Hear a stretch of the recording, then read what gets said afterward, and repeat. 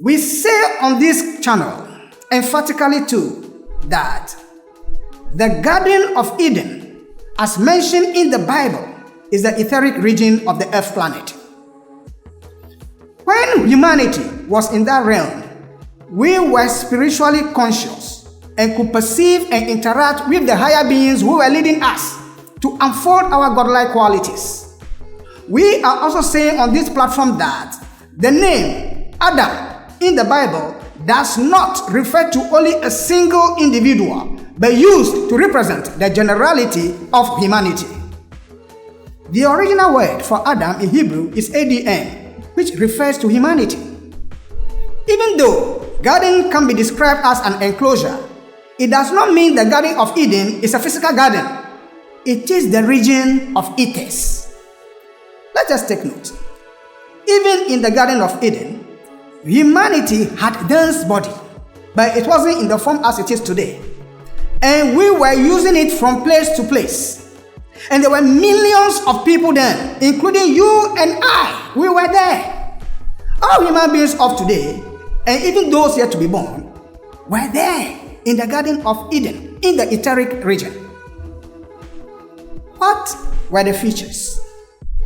In the Garden of Eden, we perceived within ourselves the soul qualities of things that appeared before us. It was like the way things appear when we dream, except that it was real in those days.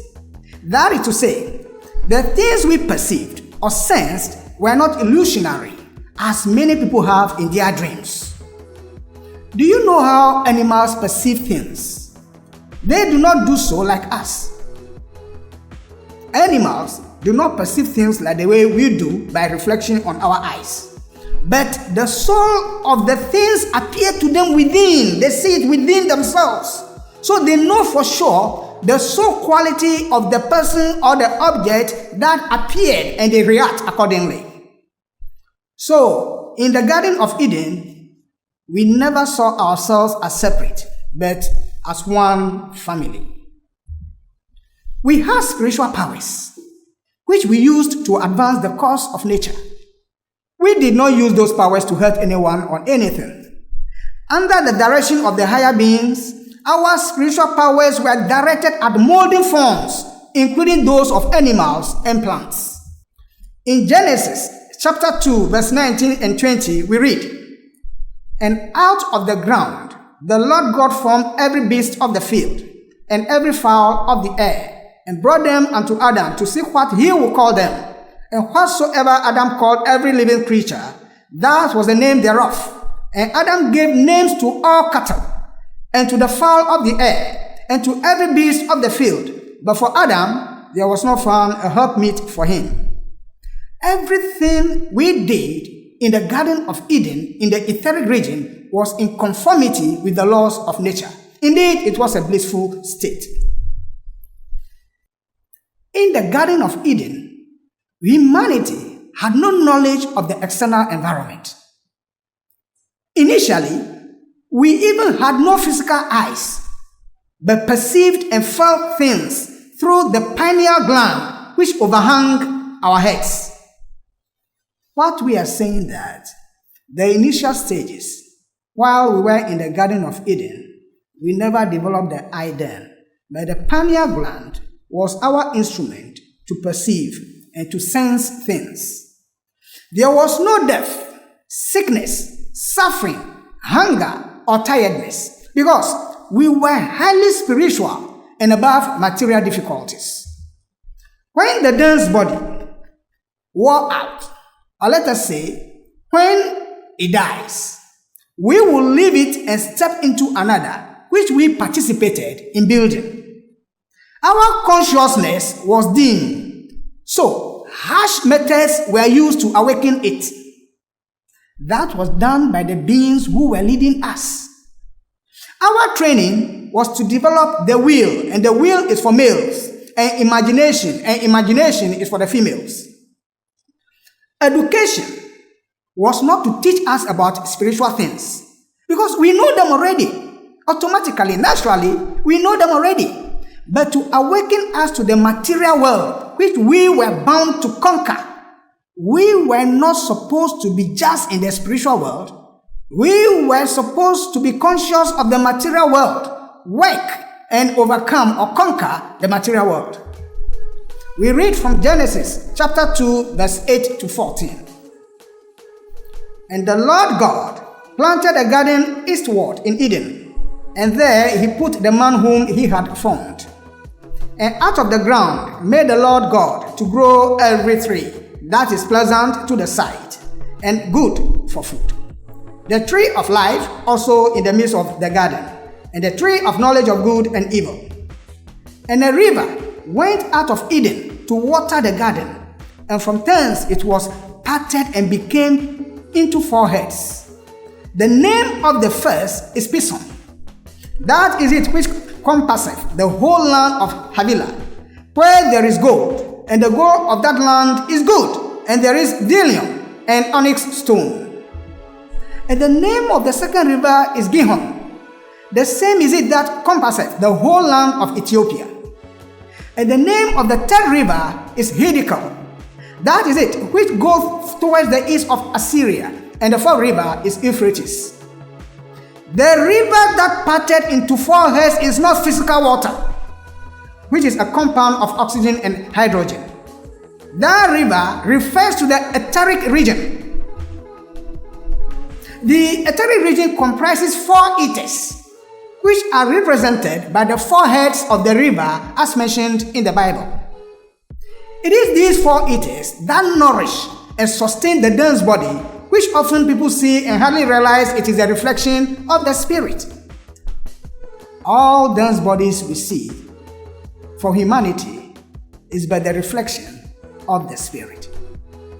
The ethers are moist or watery, but not as in physical water or river. They flow like a river into and around the body. If we have the eyes, we can see how they flow like a river into the body and around the body too. But because we do not have the eyes, it's difficult for us to appreciate this. That is why river, water, is used for the ethers. The 2 lower ethers are the chemical ether, which is responsible for growth, digestion, and assimilation of food. The life ether is responsible for propagation. The higher ethers are the light ether for circulation and blood heat, and the reflecting ether, which is for memory. We are told, and this is very important, we are told, and the Lord God planted a garden eastward in Eden. Why east but not west? Every time in the Bible you find a lot of references made to the east. Why east? As we ever said, the spiritual impulse moves at the beginning of every spiral around the sphere or globe from east to west. This rotation is similar to the counterclockwise rotation of the planet on its axis, and similarly refers to the involuntary movement of our spiritual currents, which we ultimately will have to transform. What were the functions in the Garden of Eden? In Genesis chapter 2 verse 15 we read, "And the Lord God took the man and put him into the Garden of Eden to dress it and to keep it." The garden was created after Adam was made. Humanity was given a charge, and that charge is to be industrious and maintain the creation of God, not to destroy it. For us, the charge is for us to play our part in creation, but not to be lazy, leaving our role for God to play. We have a responsibility which we must also discharge. Everything that we see, from plants to animals and human beings, they all have their etheric counterparts, which originate the physical. So, as humanity tended the ethers of the plants, it was having a physical effect, providing the greenery and the beauty that adorn the earth. So, when it comes to the matter of the Garden of Eden, there is the story part, which is common to popular Christianity, and also the deeper spiritual part that relates to how humanity fell from higher spiritual awareness into material awareness. The the young ones in the Christian faith, hold on to the understanding that the Garden of Eden is physical because the geographical locations mentioned in the Bible are on earth, on the map. While the simple-minded Christian believes the story as it is, scholars took it to another level, trying to adduce reasons why modern-day humanity has still not found the Garden of Eden in spite of the great scientific inventions and technology. These are some of the reasons they gave. 1. The Bible story itself is vague. The rivers Hiddekel and Euphrates exist in the Middle East, in Iraq, and both run into the sea. But Gishon and Pishon are imaginary and cannot be found. That is the first reason they gave. The second one was that the whole story is grounded in mythology. It is a myth. The third reason that they gave was that the flood during Noah's time might have wiped out the garden. That is what the scholars are saying. Let us look at the meaning of Eden. In Sumerian and Akkadian texts, Eden connotes a plain or a low land. In Hebrew, it is a place of pleasure. Because it is a blissful state and humanity has taste for good things, many countries and places are trying to claim ownership by saying that they are home to the original location of the Garden of Eden. From Africa to the Middle East and Asia, all lay claim. And a good amount of writing and discourse is still ongoing to establish the location of the garden. Let us take note. Even though material or physical things are used in the narratives about the Garden of Eden, they are but symbolic. They represent spiritual things and cannot be found in the material world, like the way some Western voyagers of old claimed they discovered Africa or the Americas. We refer you to our previous lectures for a better appreciation of what we are now going to talk about. We refer you to lecture number 3, the various worlds and how human beings are linked. Lecture number 4, the pilgrimage of spirits through matter. And lecture number 12, foot draggers in the journey back to God. Let us once again take this note. The journey of the differentiated spirits as we are. Humanity, we are the differentiated spirits of God. The differentiation and our journey is in 7 worlds. For now, humanity is actively going through only 3 of the worlds. In the process, the environment was first prepared. And we're talking about the environment, we are referring to the worlds, the vehicles, the bodies. These are states of matter which the spirit is using. Those worlds, vehicles, and bodies were first prepared before the spirit or the ego descended into them. As the spirit or the ego descended into lower worlds, it gathered more materials, and as a result, its consciousness of the spiritual worlds decreased. For humanity, the ultimate is to descend into matter and transmute or overcome the material world, to master the 4 elements in the journey to become like God.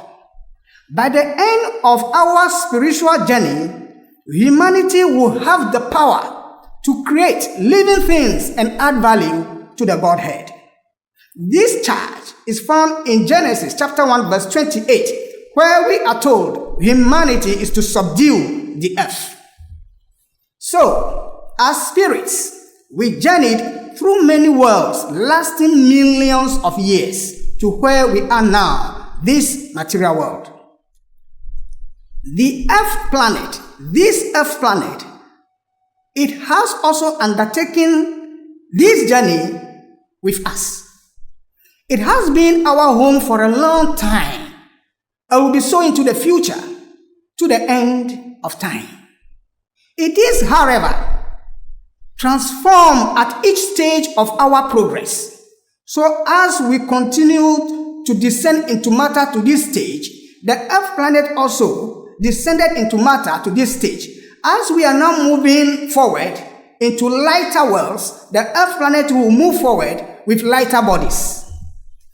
This is not the first time humanity is living on this Earth planet. We have been here before, and will be here again and again in the process of transformation. As we will be talking about very soon in terms of the details. Before this fifth movement in which we are now, the fifth movement of the spiritual impulse, we had gone through preceding four movements. The Earth planet together with us, we have gone through a past four movements, all on this Earth planet. So we find this in Genesis chapter 1 verse 28, where the word replenish was used. And it goes this way. And God blessed them and said unto them, be fruitful and multiply and replenish the earth and subdue it and have dominion over the fish of the sea and over the birds of the heavens and over every living thing that moveth upon the earth. So it means that human beings are not on this earth planet for the first time. We've been here before. There has always been a change in transiting one spiritual impulse to the other. Some form of dissolution or recall of matter into spirits takes place before a new and a higher spiritual impulse begins. The Earth planet in the first stage was a molten dark heat. In the second stage, it became fiery. In the third stage, it was encrusted because moisture had formed when the fiery planet continued to interact with the cold of space.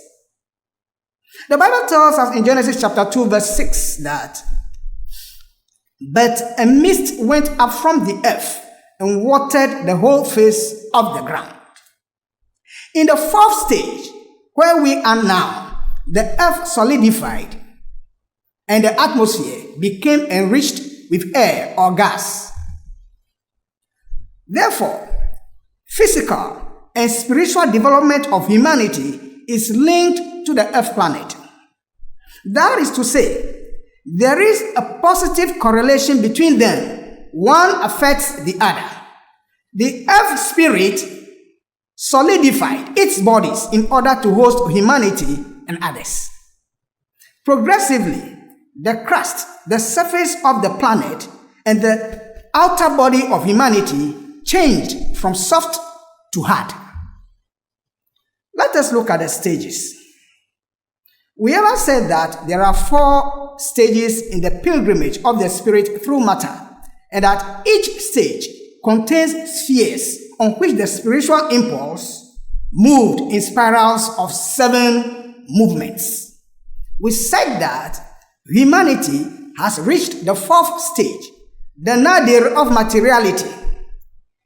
Evolution has ended and evolution has begun.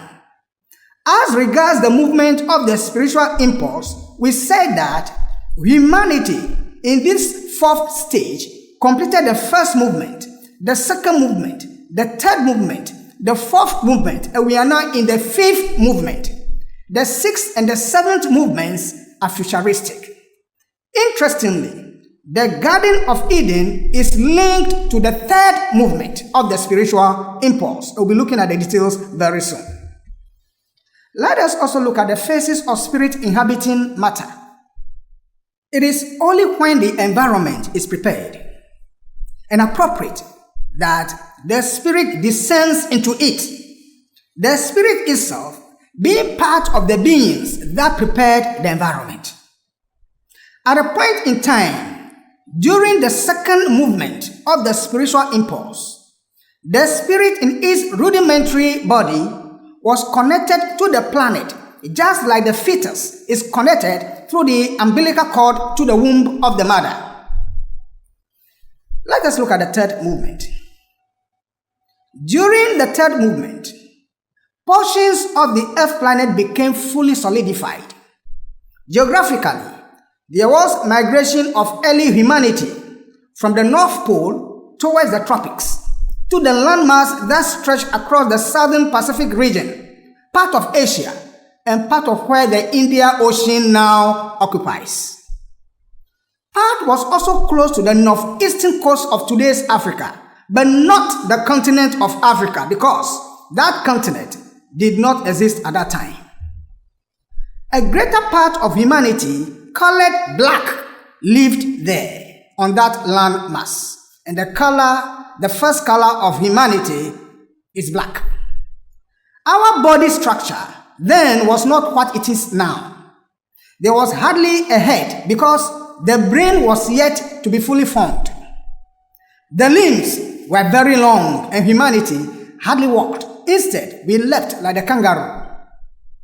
Physiologically, the lung was yet to be developed, but we somehow breathed by filling and refilling our bladder with a form of gas using a trunk-like organ. What was the level of consciousness? Overall, we improved our consciousness in stages as we descended through the 4 material worlds. From 1, a trance-like state, to 2, a dreamless state, to 3, a dream state, and finally to 4, self or external consciousness as we have it now. When the spirit first descended into the etheric region of the physical world, it had only dream consciousness, neither self-conscious nor aware of the external environment. We were never aware of the external environment. And we show the diagram once again. To the left, you see the arrow, entry into the involution path. The first stage is the world of thought. Our consciousness was trance-like. Then we descended to the second stage, which is the desire world. And our consciousness was like a dreamless sleep. Then we moved to the physical world. And the physical world we know is divided into 2, the etheric region and the chemical region. In the etheric region, which is the third stage, we had dreamlike consciousness. And then when you look at the chemical region, where we have the 4th stage, we attain self-consciousness. In the etheric region, early humanity functioned mostly in the dense body, the vital body, and the desire body. The mind was first in abeyance and was systematically introduced by the higher beings who were leading us. The pioneers of humanity were the first to receive the mind. They were the first to build the brain and function somehow in the concrete mind, ahead of others who did not work hard enough for it. But later on, others also received the mind and built the brain. But then, the pioneers had progressed to operating somehow better in the concrete mind. Physiologically, prior to the development of the frontal lobe, the limbic system controlled the human body, and humanity operated mostly by desire, just like you will find in the animal world. The spirit or the ego had not fully descended into the body then.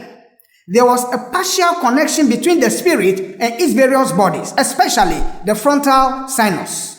So, a gap existed between the etheric head and the physical head, and the spirit could not fully use the body as its vehicle for awareness and experience gathering in the material world. Filling up every space, no privacy. And silently, it could build and build until you finally see. Whoa, it's taking over, damn no closure, moving closer. No exposure, I just wanna be a loner. Some can't stay sober, looking over all this.